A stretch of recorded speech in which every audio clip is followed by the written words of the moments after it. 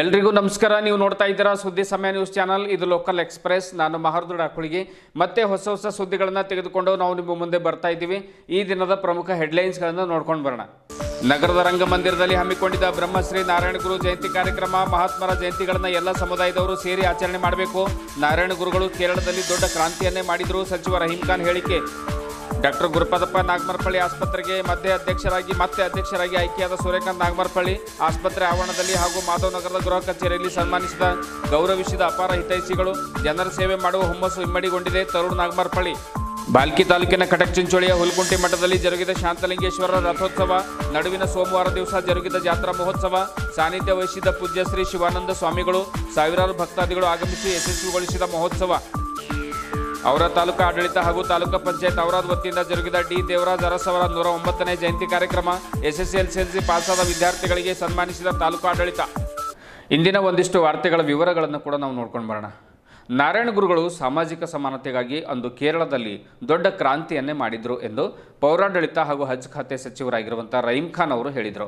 ಅವರು ಜಿಲ್ಲಾಡಳಿತ, ಜಿಲ್ಲಾ ಪಂಚಾಯತ್ ಬೀದರ್, ಕನ್ನಡ ಮತ್ತು ಸಂಸ್ಕೃತಿ ಇಲಾಖೆ ಇವರ ಒಂದು ಸಂಯುಕ್ತ ಆಶ್ರಯದಲ್ಲಿ ಹಮ್ಮಿಕೊಂಡಿರುವಂತಹ ಬ್ರಹ್ಮಶ್ರೀ ನಾರಾಯಣ ಗುರು ಜಯಂತಿ ಕಾರ್ಯಕ್ರಮದ ಅಧ್ಯಕ್ಷತೆಯನ್ನು ವಹಿಸಿ ಮಾತನಾಡಿದರು. ನಾರಾಯಣ ಗುರುಗಳು ಸೇರಿದಂತೆ ಹಲವಾರು ಮಹಾತ್ಮರ ಜಯಂತಿಗಳನ್ನು ಎಲ್ಲ ಸಮುದಾಯದವರು ಸೇರಿ ಆಚರಣೆ ಮಾಡಬೇಕು ಮತ್ತು ಸಮುದಾಯದವರು ಅಂದರೆ ಅವರ ತತ್ವ ಸಿದ್ಧಾಂತಗಳನ್ನು ಎಲ್ಲ ಸಮುದಾಯಗಳ ಒಳಿತನೇ ಬಯಸುತ್ತವೆ ಅನ್ನುವಂಥ ಮಾತನ್ನು ಕೂಡ ಹೇಳಿದರು. ದೇವರು ಒಬ್ಬನೇ ಎಂದು ಅವರು ಸಾರಿದರು. ನಮ್ಮೆಲ್ಲರ ದೇವರು ಒಬ್ಬನೇ ಆಗಿದ್ದಾನೆ ಎಂದು ಹೇಳಿದರು. ರಾಜ್ಯದಾದ್ಯಂತ ನಾರಾಯಣ ಗುರುಗಳು ಡಿ ದೇವರಾಜ್ ಅರಸು ಅವರ ಜಯಂತಿ ಆಚರಣೆ ಮಾಡ್ತಾ ಇದ್ದು ಎಲ್ಲರಿಗೂ ಕೂಡ ಈ ಜಯಂತಿಯ ಶುಭಾಶಯಗಳನ್ನು ರಹೀಂ ಖಾನ್ ಅವರು ಕೋರಿದರು. ಕಲಬುರಗಿ ಆಕಾಶವಾಣಿ ಕೇಂದ್ರದ ನಿವೃತ್ತ ಹಿರಿಯ ಕಾರ್ಯಕ್ರಮ ನಿರ್ವಹಣಾಧಿಕಾರಿ ಡಾಕ್ಟರ್ ಸದಾನಂದ ಪೆರ್ಲಾ ಅವರು ಅತಿಥಿ ಉಪನ್ಯಾಸಕರಾಗಿ ಮಾತನಾಡ್ತಾ ನಾರಾಯಣ ಗುರುಗಳ 170ನೇ ಜಯಂತಿ ಅಂದರೆ ಆಚರಣೆ ಮಾಡ್ತಾ ಇರುವಂಥದ್ದು ಪವಿತ್ರ ದಿನವಾಗಿದೆ. 109ನೇ ಜಯಂತಿ. ಅವರು ಶೋಷಿತ ವರ್ಗಗಳ ಧ್ವನಿಯಾಗಿ ಕೆಲಸ ಮಾಡಿ ಮಾನವರೆಲ್ಲರೂ ಒಂದೇ ಜಾತಿ ಎಂದು ಸಾರಿದರು. ದೇವರು ಒಬ್ಬನೇ ಆಗಿದ್ದಾನೆ ಎಂದ ಅವರು ಹಲವಾರು ದೇವಾಲಯಗಳನ್ನು ನಿರ್ಮಿಸಿ ದೇವಾಲಯಗಳಲ್ಲಿ ಗಂಟೆಗಳು ಮೊಳಗಿದರೆ ಸಾಲದು, ಶಾಲೆಯಲ್ಲಿ ಗಂಟೆಗಳ ಒಂದು ಶಬ್ದ ಕೇಳಬೇಕು ಎಂದು ಶೋಷಿತ ಜನರಿಗೆ ಶಿಕ್ಷಣ ನೀಡಿದರು. ತಿರುವಾಂಕೂರಿನ ರಾಜನ ಆಡಳಿತ ಮತ್ತು ಅಂದಿನ ಸರ್ಕಾರಿ ಶಾಲೆಗಳಲ್ಲಿ ಅಸ್ಪೃಶ್ಯರು ಶಿಕ್ಷಣ ಪಡೆಯುವ ಹಾಗೆ ಇರಲಿಲ್ಲ ಎಂದು ಹೇಳಿದರು. ನಾರಾಯಣಗುರು ಶಕ್ತಿಪೀಠದ ಪ್ರಣವಾನಂದ ಸ್ವಾಮೀಜಿಯವರು ಬೀದರ್ ಜಿಲ್ಲಾ ಗ್ಯಾರಂಟಿ ಯೋಜನೆಗಳ ಅನುಷ್ಠಾನದ ಸಮಿತಿ ಅಧ್ಯಕ್ಷರಾದ ಅಮೃತರಾವ್ ಚಿಮ್ಕೋಡೆ ಮಾತನಾಡಿದರು. ಕಾರ್ಯಕ್ರಮಕ್ಕೂ ಮುನ್ನ ಜಿಲ್ಲಾಧಿಕಾರಿಗಳ ಕಚೇರಿ ಸಭಾಂಗಣದಲ್ಲಿ ಬ್ರಹ್ಮಶ್ರೀ ನಾರಾಯಣ ಗುರುಗಳ ಹಾಗೂ ಡಿ ದೇವರಾಜ್ ಅರಸು ಭಾವಚಿತ್ರಕ್ಕೆ ಪೂಜೆಯನ್ನು ಸಲ್ಲಿಸಲಾಯಿತು. ಕಾರ್ಯಕ್ರಮದಲ್ಲಿ ಬೀದರ್ ನಗರಸಭೆ ಅಧ್ಯಕ್ಷರಾಗಿರುವಂಥ ಮೊಹಮ್ಮದ್ ಗೌಸ್, ಬೀದರ್ ತಹಸೀಲ್ದಾರಾದ ಮೊಹಮ್ಮದ್ ಜಿಯಾವುದ್ದೀನ್, ಈಡಿಗ ಸಮಾಜದ ಜಿಲ್ಲಾಧ್ಯಕ್ಷರಾಗಿರುವಂಥ ಡಾಕ್ಟರ್ ರಾಜಶೇಖರ್ ಶೇಡಂಕೂರ್, ಕಾರ್ಯದರ್ಶಿ ಸುಭಾಷ್ ಚೌಧರಿ, ಈಡಿಗ ಸಮಾಜದ ತಾಲೂಕು ಅಧ್ಯಕ್ಷ ಸಂಗಯ್ಯ ಸುಲ್ತಾನ್ಪುರ್ ಸೇರಿದಂತೆ ಇನ್ನು ಅನೇಕ ಜನರು ಪಾಲ್ಗೊಂಡಿದ್ದರು. ನಿಮ್ಮ ಸಮಾಜದಲ್ಲಿ ಮುಖಂಡರಿದ್ದಾರೆ, ನಮ್ಮ ಒಬ್ಬರೇ ಕಾಣಿಸ್ತಾರೆ. ಡಾಕ್ಟರ್ ಸಾಹೇಬರು ಯಾವಾಗಲೂ ಸ್ವಲ್ಪ ಹೋರಾಟ ಮಾಡಿ ನಮ್ಮ ಸಮಾಜಕ್ಕೆ ಅವರಿಗೆ ಸ್ವಲ್ಪ ಅವ್ರಿಗೆ ಜಾಗೃತಿ ಸೂಚ್ ಆ ತರ ತಾವು ಬಂದು ಒಂದು ಯೂನಿಟಿ ಮಾಡಿ ಈ ಸಮಾಜ ಬಗ್ಗೆ, ಇಡೀ ಸಮಾಜ ಬಗ್ಗೆ ಆಗಲಿ, ಬಡವರ ಸಮಾಜ ಬಗ್ಗೆ ಆಗಲಿ, ಬಾಬಾ ಸಾಹೇಬ್ ಅಂಬೇಡ್ಕರ್ ಅವರು ಸಂವಿಧಾನ ಕೊಟ್ಟಿದ್ದಾರೆ. ಆ ಸಂವಿಧಾನದಲ್ಲಿ ಎಲ್ಲ ಬಡವರಿಗೆ ಹಕ್ಕಿದೆ.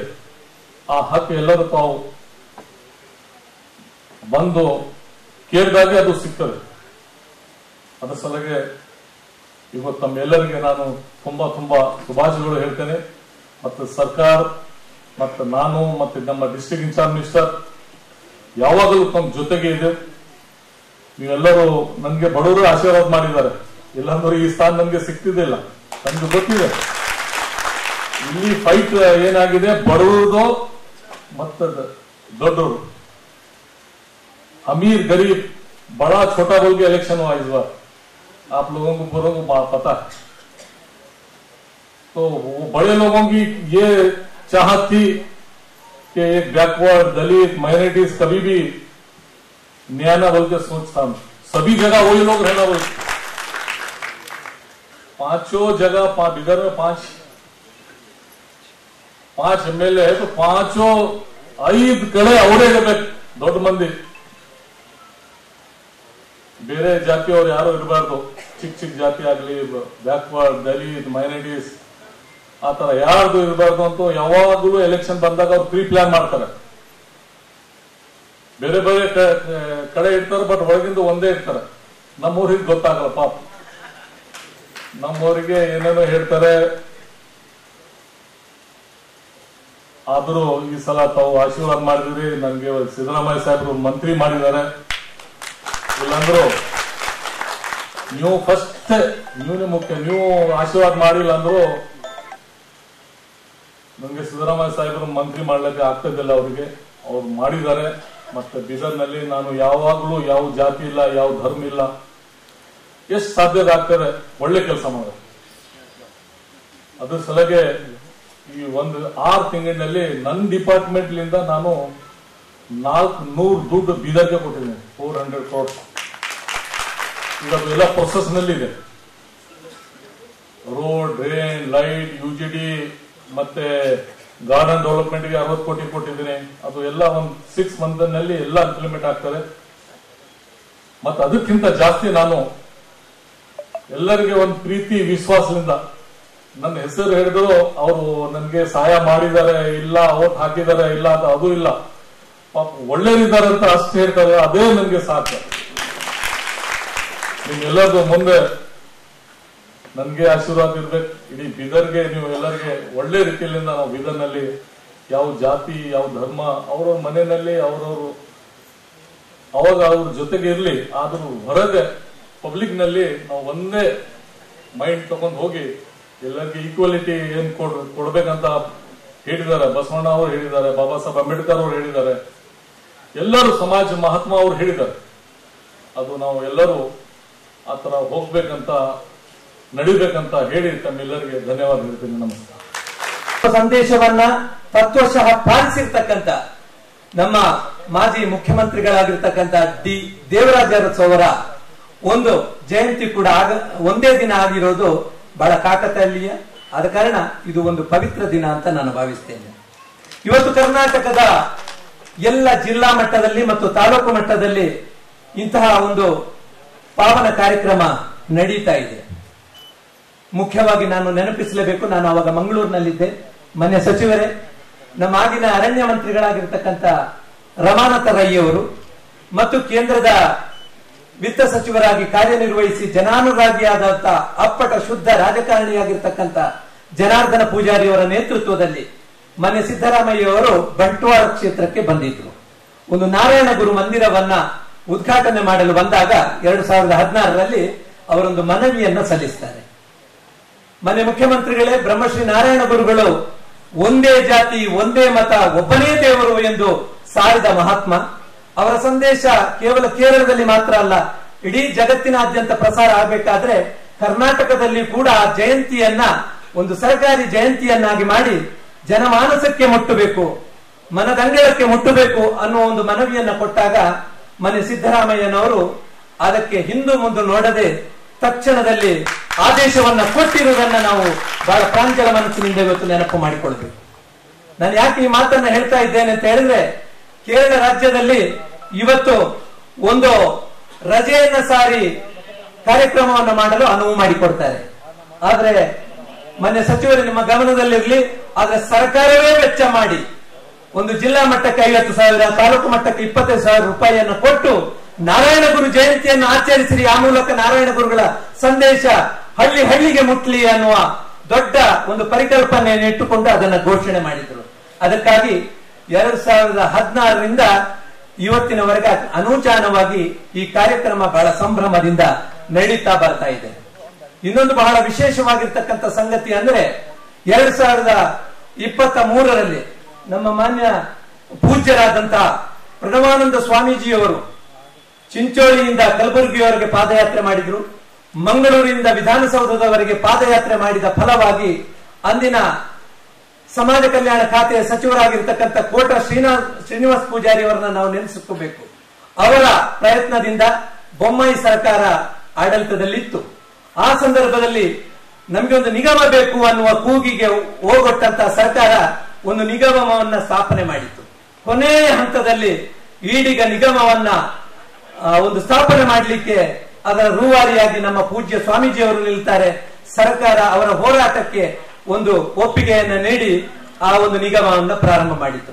ಆದ್ರೆ ಮಾನ್ಯ ಸಚಿವರು ಇಲ್ಲಿದ್ದಾರೆ, ನಾನು ಈ ಮಾತನ್ನು ಮೊದಲೇ ಹೇಳ್ತೇನೆ, ಮುಂದೆ ಅವರು ತೆರಳುವವರಿದ್ದಾರೆ.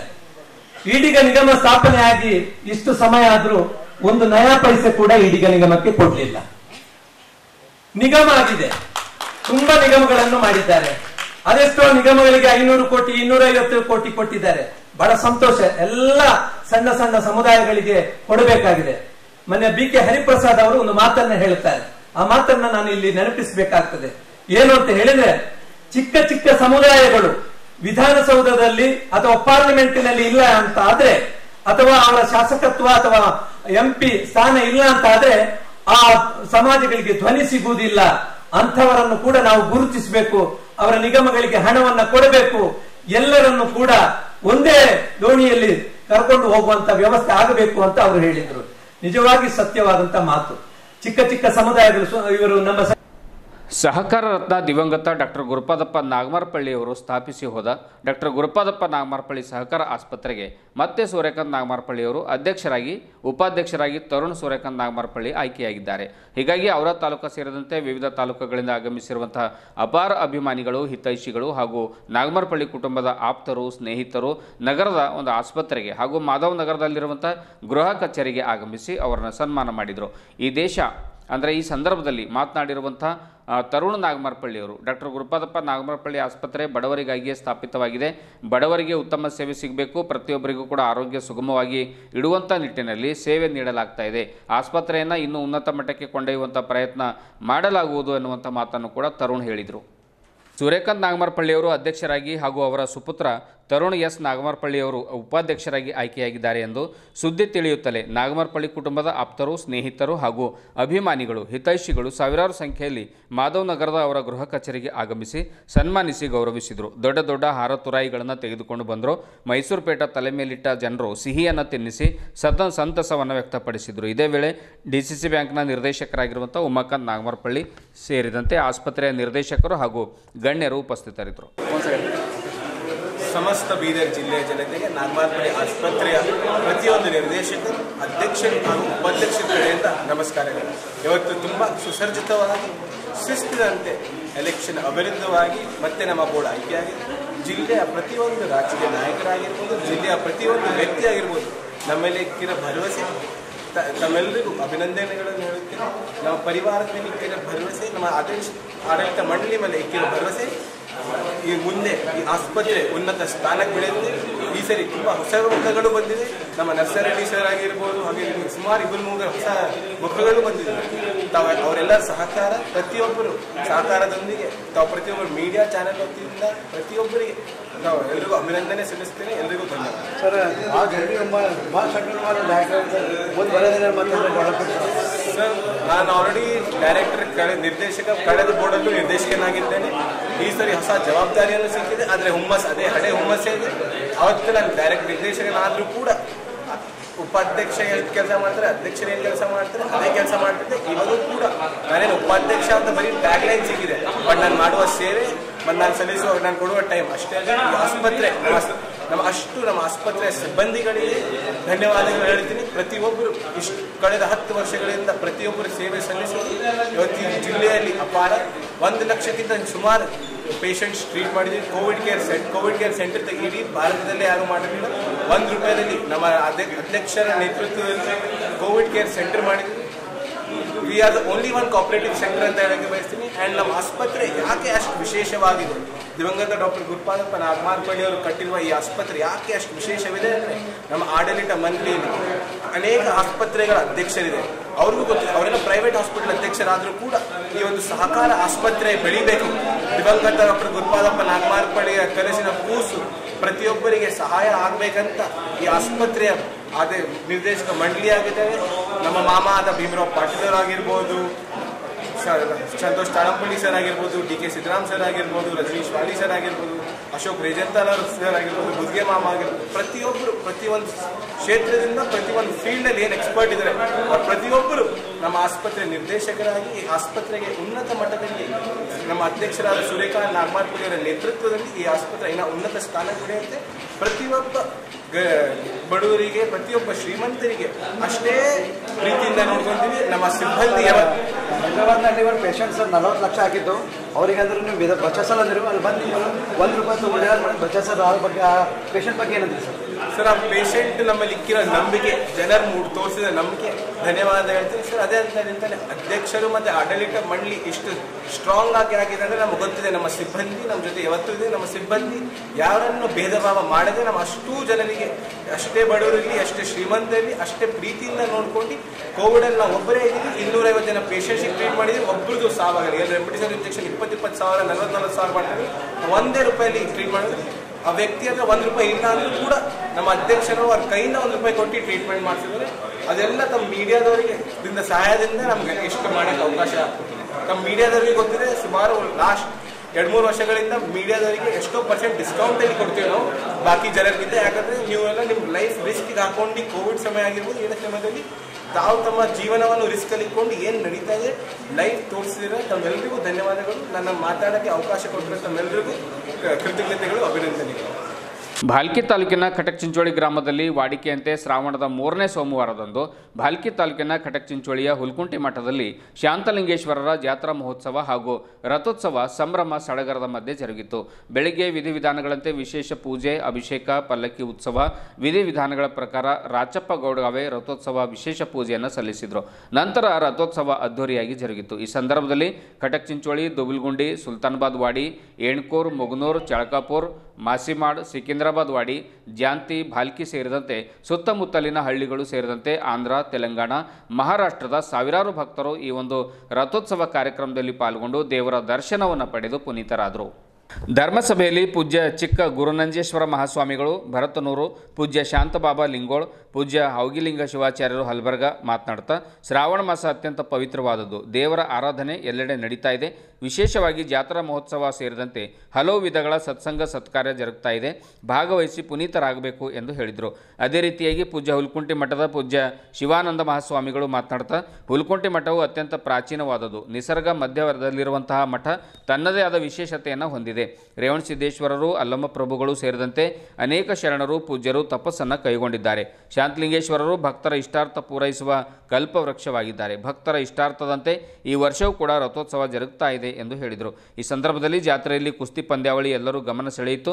ಸುರಪುರ್, ಯಾದಗಿರ್, ಕಲಬುರಗಿ, ಬೀದರ್ ಸೇರಿದಂತೆ ವಿವಿಧ ಕಡೆಗಳಿಂದ ಕುಸ್ತಿಪಟುಗಳು ಆಗಮಿಸಿ ಭಾಗವಹಿಸಿದ್ದು ವಿಶೇಷವಾಗಿತ್ತು. ಈ ಸಂದರ್ಭದಲ್ಲಿ ಗ್ರಾಮದ ಪ್ರಮುಖರಾದ ಮಲ್ಲಪ್ಪ ಕಡಗಂಚಿ, ವಿರ್ಶೆಟ್ಟಿ ಕಲ್ಲ, ರಾಜಶೇಖರ್ ಬನ್ನಾಳೆ, ಜಯರಾಜ್ ಹುಡುಗೆ, ಸುರೇಶ್ ಅಲ್ಲೂರೆ, ಸುರೇಶ್ ಭುರ್ಕೆ, ಅಪ್ಪು ಚನ್ಮಲ್, ರಾಜಪ್ಪ ಬಿರಾದರ್, ಮೌನೇಶ್ವರ್ ಪಾಂಚಳ್, ಮಠದ ಓಂಕಾರ ಸ್ವಾಮಿ, ಪಂಚಯ್ಯ ಸ್ವಾಮಿ, ನಾಗರಾಜ್ ಚಿಲ್ಶೆಟ್ಟಿ, ಲೋಕೇಶ್ ಪವಾರ್, ಬಸವರಾಜ್ ಚನ್ಮಲ್, ಗುರು ಪಂಡ್ರಗೆ, ಆನಂದ್ ಬ್ಯಾಲಹಳ್ಳಿ, ದಿಲೀಪ್, ಗುರು ಸೇರಿದಂತೆ ಅಪಾರ ಭಕ್ತರು ಉಪಸ್ಥಿತರಿದ್ದರು.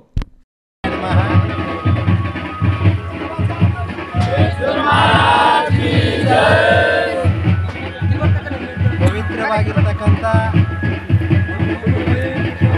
ಭೂಲೋಕದ ಸ್ವರ್ಗವಾಗಿರ್ತಕ್ಕಂಥ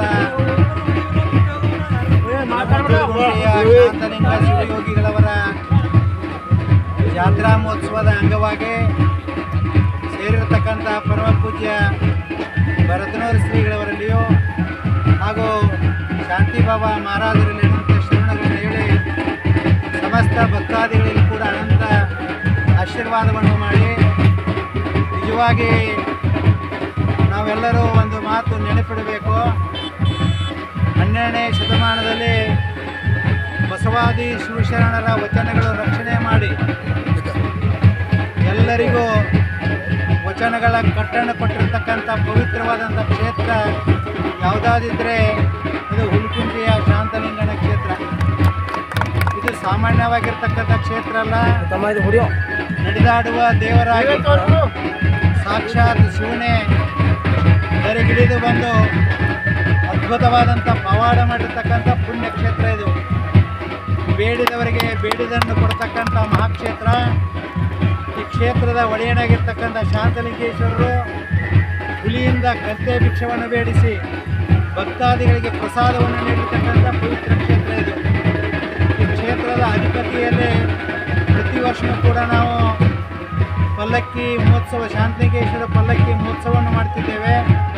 ಈ ವರ್ಷ ವಿಶೇಷವಾಗಿ ಶಾಂತಲಿಂಗೇಶ್ವರ ಆಶೀರ್ವಾದದಿಂದ ಭಕ್ತಾದಿಗಳ ಒಂದು ಪ್ರೇರಣೆಯಿಂದ ಇವತ್ತು ನೂತನವಾಗಿ ಅದ್ಭುತವಾದಂಥ ರಥೋತ್ಸವವನ್ನು ಮಾಡಿದ್ದೇವೆ, ತೇರನ್ನು ಮಾಡಿದ್ದೇವೆ. ಆ ತೇರು ಎಳೆದು ಸಮಸ್ತ ಭಕ್ತಾದಿಗಳು ಏನಾದರೂ ಅಂದರೆ ತಮ್ಮ ಜೀವನವನ್ನು ಪಾವನ ಮಾಡಿಕೊಂಡ್ರು. ಕಲ್ಯಾಣ ಮಾಡಿಕೊಂಡ್ರು. ನಿಜವಾಗಿ ಇವತ್ತು ಕಲ್ಯಾಣ ಎಲ್ಲಿದೆ ಅಂದರೆ ಅದು ನಮ್ಮ ಹುಲಿಕುಂಟಿಯ ಶಾಂತಲಿಂಗನಲ್ಲಿ ಕಲ್ಯಾಣ ಮಹಾತ್ಮ ಬಸವೇಶ್ವರ ಮಹಾರಾಜ್ ಕಿ ಜೈ, ಅಕ್ಕಮಹಾದೇವಿ ಮಹಾರಾಜ್ ಕಿ ಜೈ.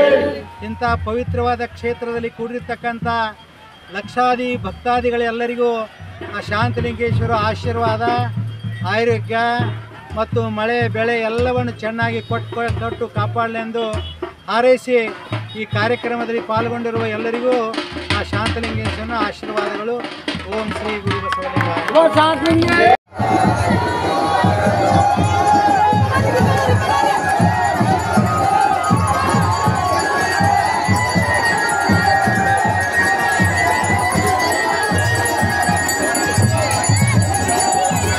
ಡಿ ದೇವರಾಜ ಅರಸು ಅವರ 109ನೇ ಜನ್ಮದಿನಾಚರಣೆಯನ್ನು ಅತ್ಯಂತ ವಿಜೃಂಭಣೆಯಿಂದ ತಾಲೂಕಿನ ಅಮರೇಶ್ವರ ಕಲ್ಯಾಣ ಮಂಟಪದಲ್ಲಿ ಆಚರಿಸಲಾಯಿತು.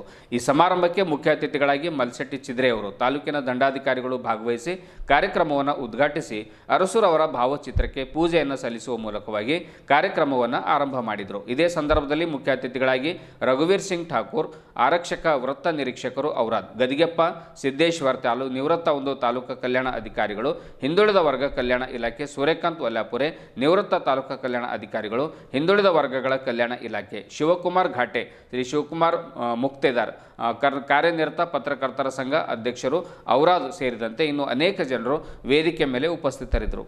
ಕಾರ್ಯಕ್ರಮವನ್ನು ಉದ್ದೇಶಿಸಿ ರವೀಂದ್ರ ವಿ ಮೇತ್ರೆ, ತಾಲೂಕಾ ಕಲ್ಯಾಣ ಅಧಿಕಾರಿಗಳು, ಹಿಂದುಳಿದ ವರ್ಗಗಳ ಕಲ್ಯಾಣ ಇಲಾಖೆ ಔರಾದ್ ಅವರು ಮಾತನಾಡಿದರು. ಅಲ್ಲದೆ ದ್ವಿತೀಯ PUCಯಲ್ಲಿ ಮತ್ತು SSLCಯಲ್ಲಿ ಪ್ರಥಮ ದರ್ಜೆಯಲ್ಲಿ ಪಾಸಾದಂತಹ ವಸತಿ ವಿದ್ಯಾರ್ಥಿನಿಯರಿಗೆ ಸನ್ಮಾನಿಸಲಾಯಿತು.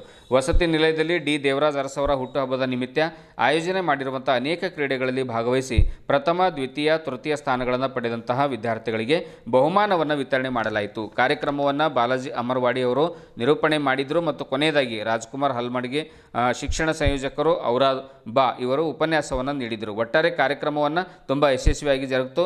ಇದೇ ಸಂದರ್ಭದಲ್ಲಿ ಇಲಾಖೆಯ ಪ್ರಥಮ ದರ್ಜೆ ಸಹಾಯಕರಾದ ಶ್ರೀಮತಿ ಸುಜಾತ, ದ್ವಿತೀಯ ದರ್ಜೆ ಸಹಾಯಕರಾದ ಶ್ರೀಮಂತ್ ನಿಲಯ ಮೇಲ್ವೀಕ್ಷಕರಾಗಿರುವಂಥ RB ಪೂಜಾರ್, ಶ್ರೀಮತಿ ವಾಣಿಶ್ರೀ ಹರ್ಷಿಯನ್, ಆಮೇಲೆ ಅನಿತಾ ರಾಠೋಡ್, ವಿಜಯಕುಮಾರ್ ಪ್ರಭು, ಇಲಾಖೆಯ ಅಡುಗೆ ಸಿಬ್ಬಂದಿಯವರು, ವಸತಿ ನಿಲಯದ ಮಕ್ಕಳು ಉಪಸ್ಥಿತರಿದ್ದರು.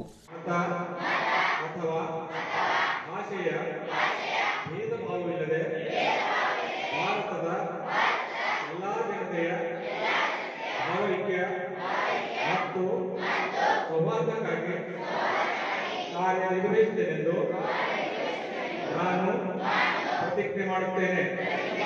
ಅಲ್ಲದೆ ನಮ್ಮಲ್ಲಿರುವ ಎಲ್ಲ ಭೇದ ಭಾವಗಳನ್ನು ಹಿಂಸಾಚಾರಕ್ಕೆ ಅವಕಾಶ ನೀಡದೆ ಸಮಾಲೋಚನೆ ಹಾಗೂ ಸಂವಿಧಾನಾತ್ಮಕ ಅವರ ಜನ್ಮದಿನ ಆಚರಣೆ ಮಾಡೋದು ಬಹಳ ವಿಜೃಂಭಣೆ ಇದೆ. ಯಾಕಂದ್ರೆ ಯಾವ ಮುಖ್ಯಮಂತ್ರಿ, ಮಾಜಿ ಮುಖ್ಯಮಂತ್ರಿಗಳಾಗಿದ್ದಾರೆ ಇವರು, ಯಾವ ಮುಖ್ಯಮಂತ್ರಿ ದಿನಾಚರಣೆ ಆಚರಣೆ ಮಾಡಲ್ಲ. ವಿಶೇಷವಾಗಿ ಇವ್ರದೇ ಆಗಿರ್ತಕ್ಕಂಥ ದಿನಾಚರಣೆ ಯಾಕೆ ಆಚರಣೆ ಮಾಡ್ತಾರೆ ಅಂದ್ರೆ ಅವ್ರು ವಿಶೇಷವಾಗಿರ್ತಕ್ಕಂಥ ಕಾಳಜಿ, ವಿಶೇಷವಾಗಿರ್ತಕ್ಕಂಥ ಸೌಲಭ್ಯಗಳು, ವಿಶೇಷ ಜನಪರ ಬಡವರಿಗೆ ಆಗಿರ್ತಕ್ಕಂಥ ಬಹಳಷ್ಟು ಕಾರ್ಯಕ್ರಮಗಳನ್ನು ಅನುಷ್ಠಾನ ಮಾಡಿದ್ದಾರೆ. ಆಮೇಲೆ ನಮ್ಮ ಹಿಂದುಳಿದ ವರ್ಗಗಳ ಕಲ್ಯಾಣ ಇಲಾಖೆಯನ್ನು ಹುಟ್ಟು ಹಾಕಿದವರು ಡಿ ದೇವರಾಜ ಅರಸು ಅವರು. ಡಿ ದೇವರಾಜ ಅರಸು ಅವರನ್ನು ಹಿಂದುಳಿದ ವರ್ಗ ಕಲ್ಯಾಣ ಇಲಾಖೆಯನ್ನು 1972 ಹುಟ್ಟು ಹಾಕ್ತಾರೆ, ಕೌಂಡ್ರ ಅಂತ ಹೇಳ್ತೀವಿ.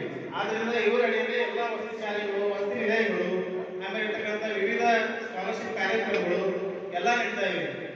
ಹಾಗಾಗಿ ಹಿಂದುಳಿದ ವರ್ಗಗಳಲ್ಲಿಯೂ ಅತಿ ಬಡವರು ಇರ್ತಾರೆ, ವಿದ್ಯಾರ್ಥಿಗಳು ಬಹಳ ಕಷ್ಟ ಆಗ್ತದೆ ಅನ್ನೋ ಉದ್ದೇಶದಿಂದ ನಮ್ಮ ಹಿಂದುಳಿದ ವರ್ಗ ಕಲ್ಯಾಣ ಹುಟ್ಟು ಹಾಕಿ ಈ ಮಟ್ಟಿಗೆ ನಮ್ಮದು ಬೆಳವಣಿಗೆ ಆಗಿದೆ. ನಮ್ಮ ಜಿಲ್ಲೆಯಲ್ಲಿ 77 ವಸತಿ ನಿಲಯಗಳಿವೆ. ಆನಂತರ ನಮ್ಮ ತಾಲೂಕಿನಲ್ಲಿರ್ತಕ್ಕಂಥ ಹಿಂದುಳಿದ ವರ್ಗಗಳಲ್ಲಿ 13 ವಸತಿ ನಿಲಯಗಳು. ಇವೆಲ್ಲವೂ ಸಾಧ್ಯವಾಗಿದ್ದು ಡಿ ದೇವರಾಜ ಅರಸು ಅವರದು. ಒಂದ್ ವೇಳೆ ಇವರು ಮನಸ್ಸು ಮಾಡ್ತಿದ್ರು ನಮ್ಮಲ್ಲಿ ಯಾವ ವಸತಿ ನಿಲಯಗಳು ಇರ್ತಿಲ್ಲ, ಯಾವ ವಸತಿ ಶಾಲೆಗಳು ಇರ್ತಿಲ್ಲ ಹಿಂದುಳಿದ ವರ್ಗಗಳ ಕಲ್ಯಾಣಕ್ಕಾಗಿ. ಆದ್ರಿಂದ ಇವರನ್ನು ಬಹಳಷ್ಟು ಸ್ಮರಿಸಬೇಕಾಗಿದೆ. ಹಾಗೂ ಇವರು ಮಾಡಿಕೊಟ್ಟಂತ ದಾರಿಯಲ್ಲಿ ನಾವು ಬಹಳಷ್ಟು ವಸತಿ ನಿಲಯದಲ್ಲಿ, ವಸತಿ ಶಾಲೆಯಲ್ಲಿ ಸದುಪಯೋಗ ಪಡೆದುಕೊಂಡು ಉನ್ನತ ಹುದ್ದೆಗಳನ್ನು ಅಲಂಕರಿಸಬೇಕಾಗಿ ನಾನು ಇರ್ತಕ್ಕಂಥ ಎಲ್ಲ ನಮ್ಮ ಮಕ್ಕಳಿಗೆ ವಿನಂತಿಸುತ್ತೇನೆ. ಹೆಚ್ಚಿನ ಆ ಒಂದು ಸದುಪಯೋಗ ಮಕ್ಕಳೆಲ್ಲ ಪಡೆದುಕೊಂಡು ಮುಂಬರುವ ದಿನಗಳಲ್ಲಿ ಒಳ್ಳೆಯ ಸಾಧನೆ ಮಾಡಿ ನೀವು ಕೂಡ ಅವರಿಂದ ಅಥವಾ ವಿವಿಧ ಇಲಾಖೆಗಳ ಮುಖ್ಯಸ್ಥರಾಗಲಿ ಅಥವಾ ಒಳ್ಳೆಯ ರಾಜಕಾರಣಿ ಸಮಾಜದಲ್ಲಿ ಪರಿವರ್ತನೆಯಾಗಂತ ಈ ಸಂದರ್ಭದಲ್ಲಿ ಹೇಳ್ತಾ ನನಗೆ ಮಾತಾಡಲು ಇದುವರೆಗೂ ಸುದ್ದಿ ಕೊಟ್ಟಿರುವ ನಾನು ಮಹರ್ದುಳಾಕುಳಿಗೆ ಮತ್ತೆ ಮುಂದಿನ ವಾರ್ತೆಗಳೊಂದಿಗೆ ಭೇಟಿಯಾಗೋಣ. ವಂದನೆಗಳು.